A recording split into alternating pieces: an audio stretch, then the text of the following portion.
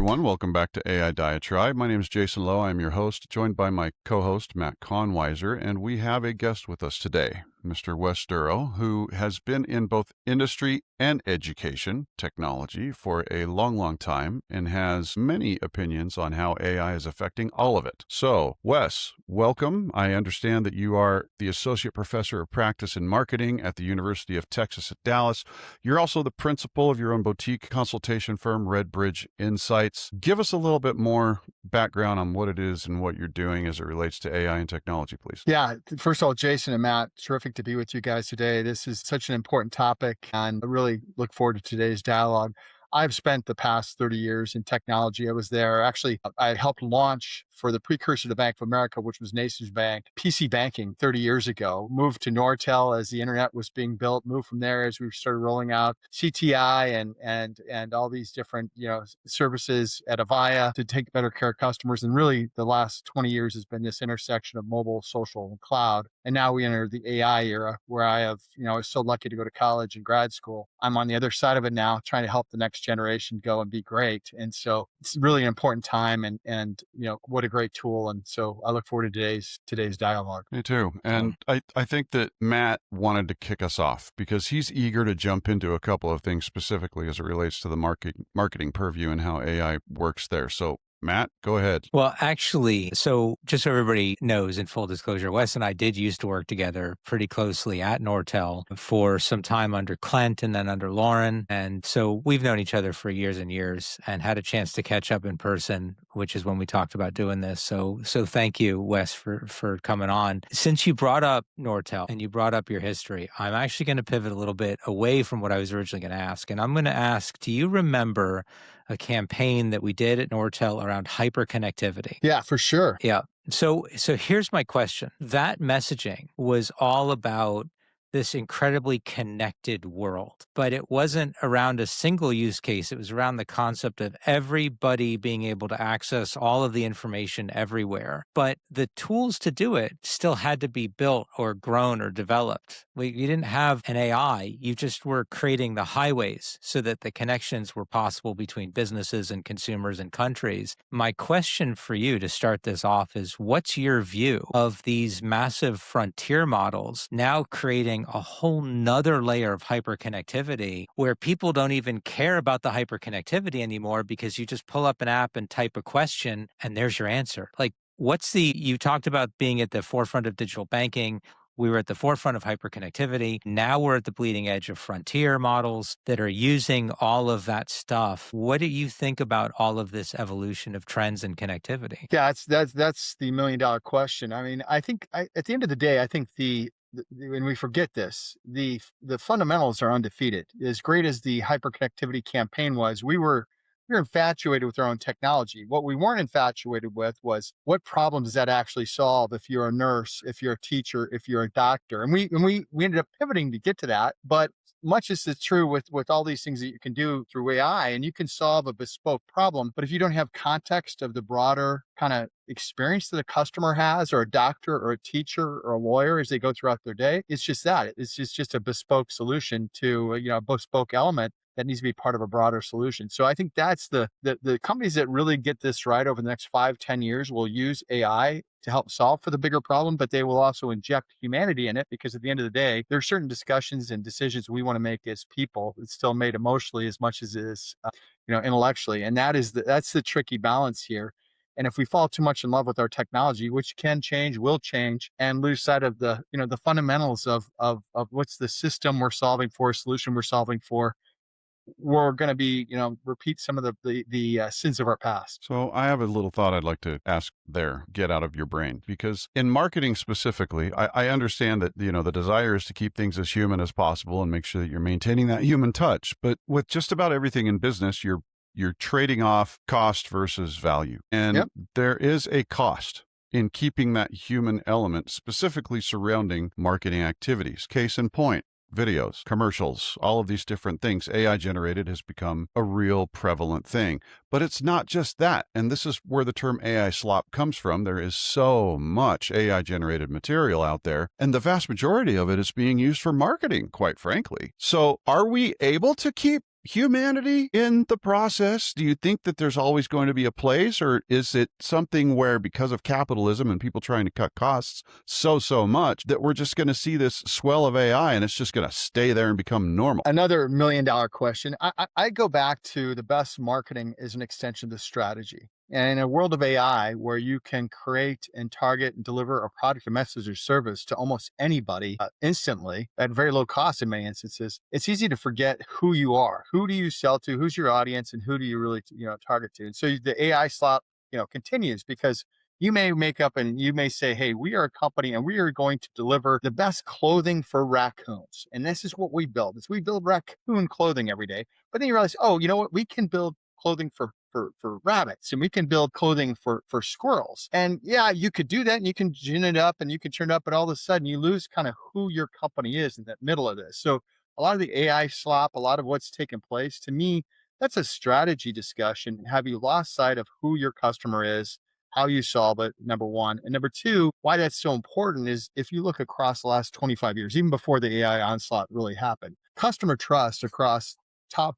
30 countries across the globe is at an all-time low. We do not trust our governments, we do not trust our religious institutions, we do not trust the companies we deal with each day, and that's a real challenge. So how do you rebuild trust? You rebuild trust through authenticity. Authenticity is probably not going to be built through an AI video. There's things along the way to help coach people and inform people along the way that will be important, but we have to find a way through that journey that has to be knit together in a end to end, actually starting backwards from what the customer expects and then build towards that versus just hoping a bunch of bespoke activities is going to save the day. So, I mean, trust is the key, right? I think that's everything. It's everything in sales. I think it's everything in marketing. So here's my second question. And I'm pretty sure you were the one that told me this. You can make as many deposits into the bank of emotion as you want, but only one withdrawal.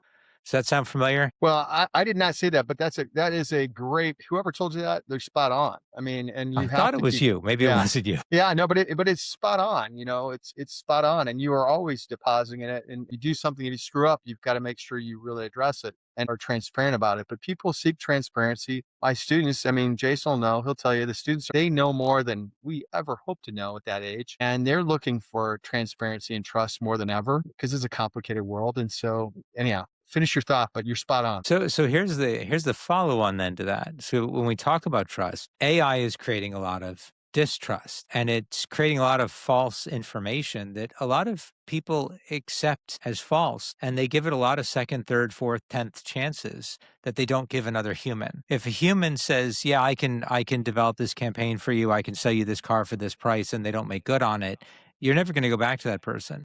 When a generative AI does the same thing, you're like, oh, this is so silly. It needs to get tuned again, and I'll come back to it later, or I'll just use a different generative AI, even though they're all based on the same technology and can make the exact same mistakes. Why do you think that humans are okay with like giving AI more chances at creating that trust when they won't do it with a human? And how does that impact how you build a marketing campaign? Wow, there's a lot to unpack there. I mean, if you look over time, there's kind of multiple tracks to unpack there. One, trust is broken. Why has trust been broken? Because people have been lied to. It doesn't matter in any environment. We can go through it, any country, any scenario. And so, hey, listen, first time, shame on you. Second time, shame on me. And that is kind of hardwired into who we are. So now we are kind of a trust but verify society when it comes to dealing with each other. And empathy in many places is viewed as a weakness and not just a common trait of humanity. So you have that on one side of it. And then on the other side of it, I think that from an AI perspective, people do see the power of AI and some see it as, hey, this can do my job for me. The best students, the best colleagues, the best professionals I work with see it. This person's riding shotgun for me. And just like you have Luke Skywalker didn't wake up and was Luke Skywalker without getting some guidance from Yoda for years. And so, you have your Padawan learner and you treat AI like a Padawan learner because you're going to be better for it.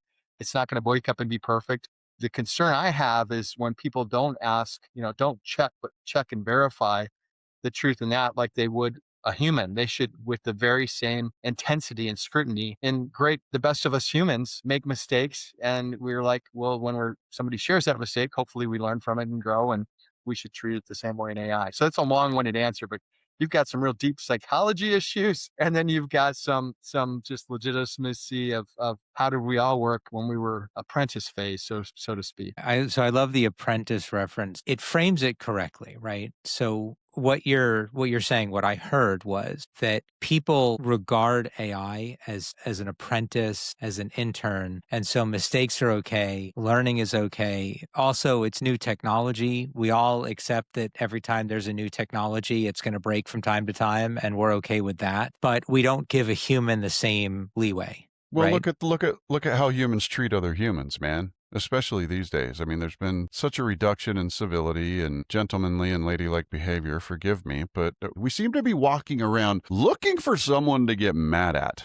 And you can't do that with AI. It's this ambiguous essence that is not human, and getting mad at it doesn't do any good, and it doesn't affect it emotionally. Whereas us getting mad at another human could affect them emotionally, which is really our ulterior motive in getting angry in the first place, right? So maybe there's just that psychological mechanism that you were talking about, Wes. It's different. It's just different. Yeah.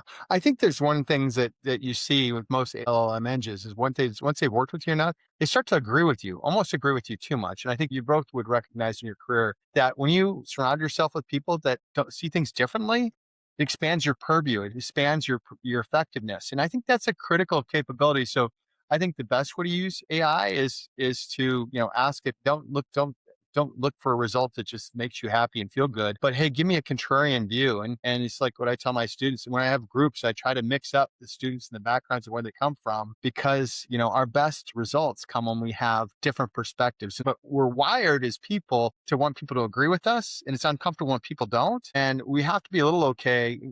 Not that AI will we want the right answer from AI, but we do want AI to challenge us to be better. And I think that's the next phase of where this AI growth can happen if we're going to use it as a co-pilot, as our Luke Skywalker, so to speak. You are so right. And you bring that out in such a unique way. And not very many people in this world would look at it that way. I think you're truly unique there, Wes. I don't know about that, but Who did I but sound thank you. like there? Who did I sound Yeah, like? exactly. You sounded like, A somebody that, sycophantic AI, maybe? Who exactly. knows? Yeah, Yeah. exactly. That's it. Yeah, well, because that's what AI is. That's how it's designed to respond to Yeah. people. So here's the next question, right? There was a massive transformation in marketing when digital marketing became a mainstream thing, right? There was a change in how people spent their money. There was a change in the types of collateral that was produced and the accessibility of the internet and having Bluetooth and little smartphones running around that Nortel enabled through our wireless communication systems. It made it possible to reach people on a scale that you couldn't reach people before that, right? Now, AI is doing the same thing again at a different level of information, but how do you see the field of marketing changing or redefining itself? Like we still have the term digital marketing, but a lot of times when you say marketing now, you're presuming that digital marketing is a part of it. You're not calling it out separately. How do you see marketing overall changing because of what AI can do? Yeah, there's two ways I look at that. It's again, it's $1 million question. Two ways I look at it. I'll go into the role of digital marketing, how that's changed radically even over the last 18 months. But at the top level, trust has been broken. CMOs, marketers struggle to prove out, even with all the tools we have for tracking the value of an investment. We have this often misalignment between sales and marketing channels, as Jason talked about before we started. And so from that perspective, what is it that marketing can do? We have information now that helps us understand the customer journey better than ever. And so marketing should actually be a beacon back into the organization. It should be pulling along the people in finance, the people in accounting, the people in product design to give those insights to help your organization be as customer centric for whatever product or service they offer. If you're not at the table, you're on the menu. Well, marketing now has a chance to get back at the table in a way that has never existed before. And some of the best clients I work with today are actually even using and building digital persona focus groups before they even go out and talk to real customers to kind of early test some things. So you're talking about a velocity advantage. You're talking about an ability to be tuned even faster, which those are all great benefits of AI. So that's one thing. You can have a seat at the table. You can be the voice of the customer back in an organization, because that's the degree of humanity that goes back to build trust. So on the digital piece, as you said, we have spent the last 10 to 15 years digital. I remember when it first came out, we started kind of testing a little bit, and then all of a sudden, student body right, everything moves to digital first. You start your whole media plan digital first. Your cost of acquisition, your conversion rates. You learned all about customer acquisition costs, customer lifetime values. You can wire it all digitally. In the last 18 months, we have this zero-click environment that's come out. So I don't really characterize things as B2B versus B2C. I think about high involvement versus low involvement purchases. So if you're buying a new phone, if you bought a new grill for Memorial Day, you're buying new projectors for our classrooms or what have you, those are high involvement purchases. A car, any high involvement purchase, you're going to go do your research. Well, that research now is essentially done for you, and you get your little Google snippet or whatever your browser of choice is, and you don't even click on the link to Panasonic to go check out the pricing of that browser. It just simply says University of Texas at Dallas has every classroom outfit with a Panasonic. And so I know, man, if it's good enough for them, it's good enough for me. Let me go straight to my bar and order some up. And so it completely short circuits that buying cycle in a way that's different. So you're going to see a move from where you spend all the time tagging and buying keywords to complement what you have organically. I believe you're going to see an investment back into PR, back into earned media, earned coverage, case studies, these stories, because you have to build that trust back. Because the way these LLM engines and these zero-click engines are wired, you can't, backlink engineer your way into this. You have to earn trust. You have to have a good G2 score. You have to have a great trust radius score. It's important if you've got great coverage in Wall Street Journal, Economist, fill in the blank in a different way. So I think you'll see the pendulum swing a bit back towards earned media activities, and your partnership with your PR and comms colleagues becomes more important than ever if you find yourself a traditional digital marketer. And that's going to be an unnatural motion for most marketers. Well, the whole thing is unnatural. Incorporating AI into sales and marketing is unsettling for people. But I have to believe, and I'd be curious on your opinion on this, are we going to have a Don Draper moment that comes along with the AI phenomenon in sales and marketing? I mean, there's got to be some serious innovation that none of us have thought about yet. There's going to be some people that are going to step up and create some things that are pretty fantastic that we don't even think about right now. Don't you agree? Do you think that it's just going to happen organically? I think we will, but I think we have to rethink things. I have this simple thing behind me on my blackboard that I can draw out with my bad icons and so forth, but it's meant to be a customer journey, because you don't realize it. You come back to business school and you realize this is part of the challenges. This is how we teach it. We teach about the funnel and getting people through an awareness, consideration, purchase cycle, and it's we optimize that, and we can AI optimize that. And we'll talk about supply chain. How do you go from a raw material to a good, a product or service delivered to somebody's doorstep? And we'll talk about the customer success piece on the back end. And we have all these kind of bespoke activities, and they're all designed a little differently. You can have your funnel that's built and it sounds like a Rolling Stones concert, and then you can have your supply chain that's built and it sounds like it's a Chris Stapleton concert, and you can have your customer success piece, it sounds like a Taylor Swift concert. All great music would make for an awful mixtape if you had to drive somewhere and have that all together. And so as you think about it, we've built things in a bespoke manner that form this customer journey. AI can actually help us define in a horizontal way and create a gossamer thread. Where can an AI agent help move people forward? Where can, using agentic AI, where they go ahead and make the decision for you, help move things forward? And where do you really need to touch and have somebody engage at a personal level, either before they have the problem, following the problem, to make sure they're not just a happy customer, that they are a complete net promoter. And so I think the opportunity for us, Jason, is to move away from these silos that we've built for however. We've digitally optimized them. They're all part of digital transformation. You name the initiative. We've e-commerce. We've done every bit of it, but we've never turned them on their edge and created a gossamer thread, starting from the customer, working backward, and say, what does it feel like to be, if you're at Chick-fil-A on a Friday night, why do they send their people to Ritz-Carlton to train? Because, parents are tired and worn out. They want a simple menu. Just give it to me. If something's screwed up, take care of it. Chick-fil-A, they went to Ritz-Carlton for that experience. They understood that end experience, what that looked like. We need to go back and do some old school Kaizen, Lean Six Sigma, and don't just do the vertical piece, do the horizontal equation and where can you optimize with AI, and where do you create humanity in it to bring it back? So I think that is the epiphany moment. Which companies figure that out the fastest they'll build a moat around their business. That's my belief. Well, and this is really interesting that you mentioned that, because what you're also talking about is very, shall we say, genetically similar to the AI ideation process, or, process analysis, where we're taking these workflows, these different things, and we are going through and inspecting every little step to see where AI can actually help that step and make things a little bit more efficient with or without human involvement. But that venture is more cost savings and more efficiency driven. But I think there's a whole heck of a lot of call and echo there. Yeah, I just think in many instances, those have been designed this way.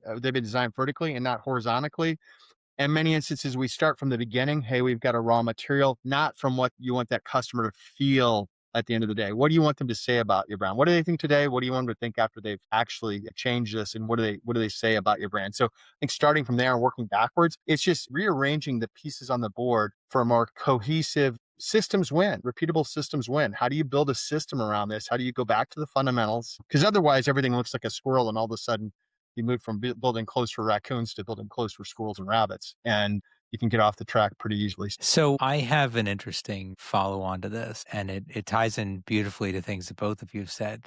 So here's my question, Wes. We've seen a lot of founders who talk about, I can run my entire company with one person because I have agents doing everything. And they mention marketing as almost the first thing that they have their agents doing. You also talked about, when you're building out these programs, connecting back to products, connecting back to people, building trust, finding out ways that AI and agents can augment a workflow in conjunction with a human. What's your take on these founders that are saying, I don't need humans because AI can do my marketing for me? What are they missing? Well, again, I think it depends on the type of business. I have worked with some that have done that. Our students have done a project for one, have thought, hey, I can build $1 billion business, and he very well may, with no or almost no employees. The question is, can you differentiate your business in that way? At some point, differentiation is critical. If it's all built on AI, it seems pretty easily replicable. I mean, you have to build a human mode in there somewhere, which I go back to the Chick-fil-A thing. And even to this day, it's my privilege. It's my pleasure.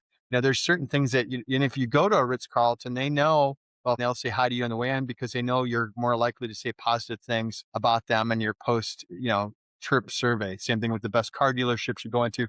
So yeah, you can do a lot with just AI. But can you build a moat that is defensible with AI only? And again, it looks at the type of product and service you offer. Maybe in some places you should do it, and that's the only way you do it, and that's fine. But I think anything that's more complex, I don't think it's quite that easy. So you don't think like a Coca-Cola or a Delta Airlines would move to a pure AI marketing team? I think they have, Delta's, I'm not even a Delta customer. They've done a phenomenal job automating the hell out of things with agentic AI to put you on the next flight and these sorts of things. They do it probably better than anybody in that category. But that also frees up when you actually do have to talk to a person. That person knows exactly who you are. And I'm sorry, Mr. Conweiser, you've been such a loyal customer forever. We've done our best. If that's not appropriate, let me work that around for you. So they create space to actually have that conversation with you and still be able to keep your fares low and that sort of thing. So I think that's the difference in this equation. Like, automate like hell. Walmart's doing a great job of it right now. Not only how they stack the cars, who drives it, what times deliveries are happening, what happens in store. They're using AI from every single angle imaginable. But difference between a Walmart and a Target, you can still find somebody in an aisle occasionally at Walmart. You can never find anybody in an aisle at Target. They've got one person checking me out at Target. Somehow Target went from a great brand that missed the memo on how to use all this technology, and Walmart, they're taking customers from Target, which I thought would never happen, but it's happening. So it's funny because I remember Walmart, I think it was in the late 90s when they adopted RFID tagging for their warehousing, and they put tags on everything, and they killed their networks because it was generating so much traffic that they weren't expecting that it destroyed them, and they had to change their strategy to only tag pallets instead of individual products. And it scaled down the traffic by hundreds of %. And, it's interesting to hear you talk about how they've kind of embraced it, but then found the balance. And I wonder if they've learned from early technology adoption that maybe all in isn't all good. But as it relates to pure marketing, like deciding what a good campaign is, or what is it? Is it 4 P's and 3 C's? Was it Yeah, four P's and then became 3 C's or something? Like, Kotler was the guy that coined the 4 Ps at Northwestern, and then the guy named Bob Lauterborn, who's amazing. They're both still going at it, but Bob did the 4 Cs, which really, instead of starting the product, he starts with the customer, which I think was a really smart move of Bob to go and do that. and do you think that an AI can do those things and develop a campaign that's creative and engaging to a human? I think that AI can, if done well and with the right direction, again, the tricky part in all this, if you don't have clarity on your strategy, which is exactly who you sell to and how you want them to feel when they're looking at your brand, considering your brand after they've purchased your brand, whether B2B, B2C, high involvement, low involvement. If you're not clear on that, you're going to struggle. I think that AI can be terrific at augmenting that experience because, if you have just let's take the simple notion of how people make decisions in Germany, India, Japan versus, let's say, US, Canada, Australia, Britain, radically different. We tend to be more business outcome oriented. People in Germany, India, Japan, very much more technically oriented. So, to be able to modify content without becoming AI slop on the fly around why somebody chose a given solution and how it was applied, you can modify that and you're going to amp up results from a campaign perspective by taking two different approaches in two different markets. I think AI can help further fine tune that. Companies like Sitecore have done a really great job, and even the pre-AI phase, Adobe, from a digital platform perspective, DXP, perspective, have done that. I think that will continue to be true. I think the biggest challenge for all of us is marketing is essentially the strategy. Can we stay on track and stay religious to that in this environment where it's too easy to add something? That to me is the biggest challenge. Go from doing two or three things really well to trying to do 10, and all of a sudden you're doing none. Yeah. Now, we had talked about at the beginning two different things. We talked about marketing and AI, and we also talked about academia. I have one last question on the pure Sure. marketing thing, and then I want to transition. One of the things that's very important, and we're starting to see this emerge more, is carbon first marketing. Because we talk about AI slop, right? And AI generates a huge amount of resource consumption, energy, and waste. And digital content, while it's not using printer ink and physical supplies and distribution channels of physical shipping, digital still has a footprint. So, do you see marketers caring more about carbon first and the environmental impact of using AI and all of these digital resources, or is that not a concern yet? Well, it really falls in the broader sustainability perspective. And I think what you'll see, I certainly hear it from our Gen Z students. Some of them are very dialed in on a number of fronts and where it fits. And I think, the best way to approach that is, yes, I may spend more on my carbon footprint up here at the very start to get you as a customer. But if I understand you better and I can actually start my supply chain faster by giving a signal that you're going to buy, and I can put my widget on a boat instead of on a plane, I actually may ultimately reduce my carbon footprint. So it has to make sense from a business perspective. And I think the best run companies will be transparent, particularly the Gen Z. They just want transparency. So yes, are they conscious of it? Yes. Does anybody want to wake up and live next to a data center? No. We have had a few of those where they hum and anyhow. So that's maybe a little different take on it, but the students are dialed in. They know exactly what's going on far more than you might imagine. Well, and let's talk a little bit more about students, and let's kind of transition. You mentioned Gen Z, and let's talk about the millennials. And yes, it's going to change the way that they're going to do business, but it's also changing the way that they learn how to do business. So I would be really curious to have this conversation with you, Wes, because I, as a teacher in a college, I see how AI is affecting the way that I'm having to teach, and I see it affecting the way my students are studying. I've had to fail students for cheating with AI on finals, for crying out loud. It's just not a fun thing. But you try very hard to test them and make sure that they're actually conceptually getting things the right way versus just giving it to AI to do. So I'm curious, what are you doing different? How is this new advent of AI changing the way you teach, not only your methodology, but your subject matter? What is it that you're giving your students that is adding value and incorporating artificial intelligence as a strategy? Yeah, it's a great question. I think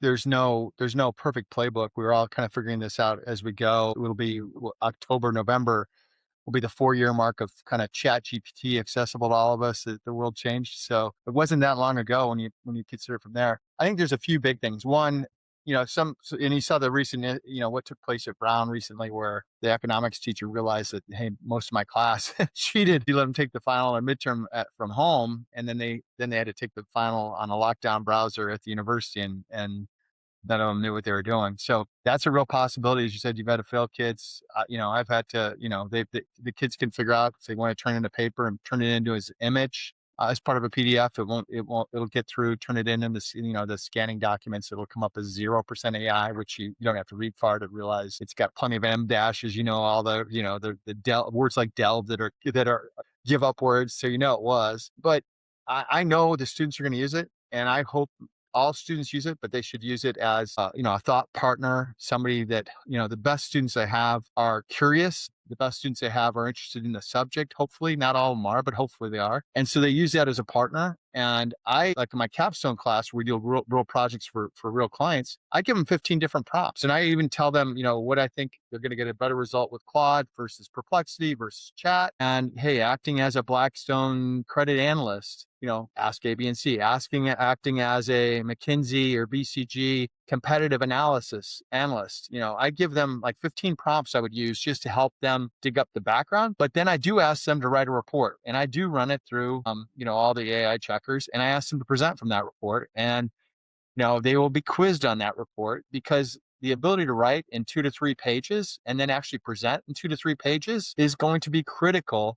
They just can't outsource their brain, nor should they, to, it was Google before, but now LLM of choice. So those are some of the foundational things. I'm really working, in class group projects to talk through projects, interface skills, curiosity, vulnerability, not always being right, even within the world of AI. These are still life skills. The fundamentals are undefeated. They still will be undefeated 10, 15, 20 years from now. So those are things, Jason, I'm really trying hard to do. So is this what you're talking to your students about when they come to you and say, you know what, I don't know where I'm going and what I'm doing. I see AI coming as this big, huge, massive tidal wave, and I don't even know how to react. I don't know if my major right now is good or if I need to change to something else. What's your advice, Wes? What would you tell me to do? I'm curious to hear what some of the things are that you're telling students right now. Yeah.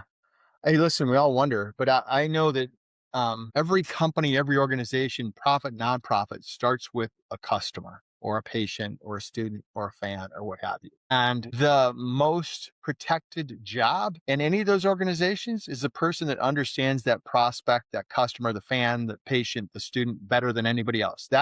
Those jobs, who's going to get laid off from those jobs? Much smaller percentage than the person in the back room that, can be replaced. So I tell my students, even if they're taking my e-commerce class and they're an accounting student, which I love it when people from other majors come. I've got biology students taking my sustainability class. I talk about that. Like, if you want to protect yourself, understand not only what the customer thinks and why it's a driver, understand their cost of acquisition, customer acquisition costs. That's not something we teach fundamentally in finance class, or accounting class, customer lifetime. But like, if you can understand the economics around customers and segmentation, if you've got to sell $100, where's the first 50 come from? Where's the next 20 come from?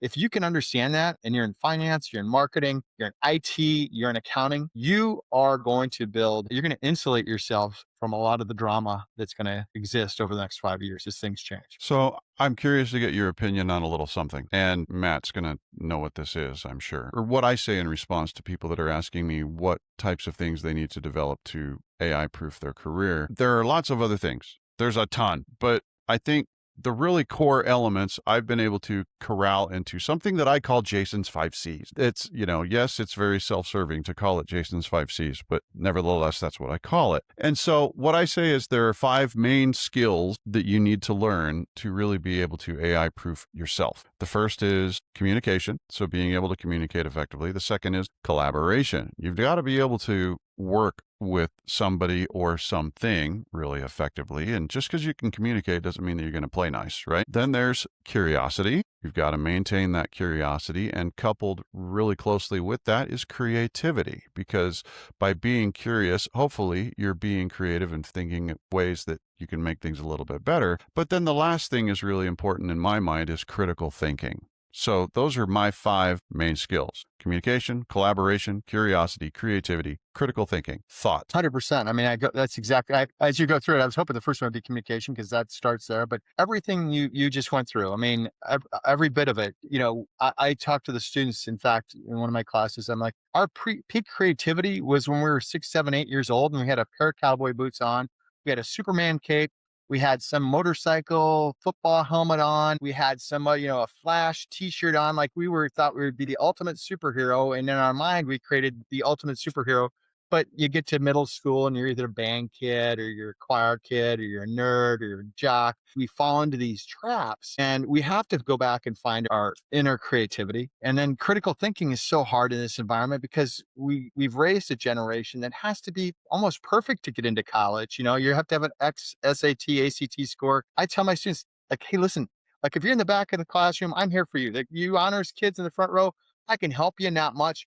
But you in the back, I'm here for you because you have a path. I had the same questions. And so the ability to embrace failure, build resilience, and ask questions, like you said, curiosity, but also curiosity in a way that allows you to examine things from another perspective, reach out to the person that's a nerd or band kid or somebody else you wouldn't typically hang out with at lunch in high school, bring them into your cycle. So your 5 C's are spot on. You've got it, Jason. I'm done. I mean, Wes, We can end you the have just episode made now. his year. You have made his year, Wes. We did an episode a couple of weeks ago where I fed transcripts of every single episode of this podcast into Claude and had it generate the opening, the questions, and the closer that we had another person read. So it was blind for both of us until it produced the responses. And it actually called out the 5 C's. It mentioned it in the opener and it referenced it with Jason. So you have validated him in such a huge way right now. He is going to be beaming for the rest of the day. Hey, I've been validated by AI. I've been validated by a human. I can retire now. Let me ask you this. If there's any final words of wisdom that you would give to anyone, whether it be a business executive, whether it be a marketing student or some other type of a student, or even just, any regular guy off the street that is wondering what they can do now to improve their life, their knowledge, and everything as it relates to AI and incorporate it, what would you say to them? Again, the fundamentals are undefeated. Go about, listen to people, ask questions, seek to understand, be kind. And, we're all going through this change together. And then some of it is going to be remarkable. I mean, if AI helps us solve cancer finally, if AI helps us solve some of these terrible diseases, it helps us reduce the food we waste so we can feed more people. Amen to that. Like, amen to that. But in this environment, you have a choice. You're either a victim or you wake up and say, okay, you got to get out of your head sometime and get in action. Write down, hey, what are 3 things I can do to take advantage of this? For me, having the chance to sit here and talk to you guys about this topic, I know you wanted to talk to me. I'm learning from you guys just going through this. I love it. I've benefited way more than you guys have. So having that discussion and getting out of your head into action, that would be my recommendation. And be kind along the way. That's pretty wonderful. And on that note, we can close with these final words of wisdom. If you're not at the table, you're on the menu. The menu. As was said. Okay, thank you everybody for your attention during this episode of AI Diatribe. Special thanks to Wes, our guest, and we will be back with another episode next week that is actually relatively closely related to this. So we'll see you next time.